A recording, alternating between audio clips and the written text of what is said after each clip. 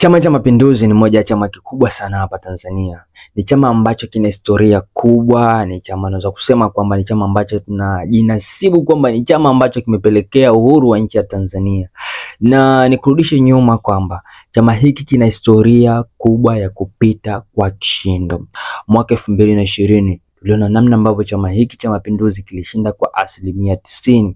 Kikishika bunge lote la Jamhuri ya Muungano wa Tanzania, wabunge wachache sana wakiwa upinzani. Tunaona kwamba kupitia Chama cha Demokrasia na Maendeleo, mbunge mmoja tu ndio alikuwa mbunge wa kuchaguliwa, wabunge wengine walikuwa wabunge wa viti maalum.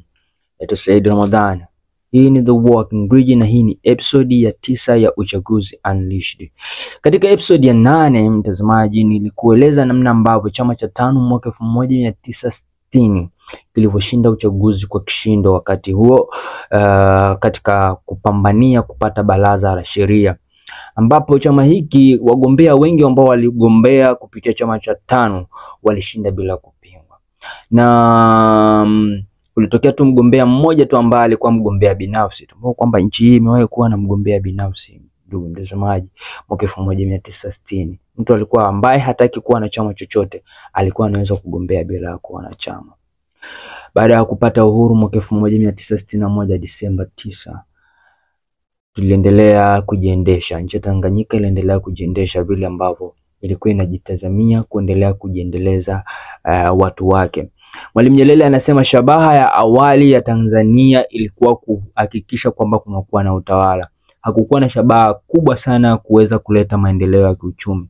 Maendeleo makubwa yalikuwa yakitafutwa yalikuwa maendeleo ya kisiasa. Tambua kuwa wakati wa koloni kulikuwa na ubaguzi mkubwa sana. Hata katika uchaguzi watu walikuwa wanachaguana kwa kubaguana. Katika episode ya 8 ninaelezea kuhusu sheria ya kura tatu. Si kitu ambacho nataka kuzungumzia siku hii ya leo, lakini siku hii ya leo nataka kueleza namna ambavyo Mwalimu Julius Kambarage Nyerere alikuwa anachukia demokrasia isiyokuwa na ushindani.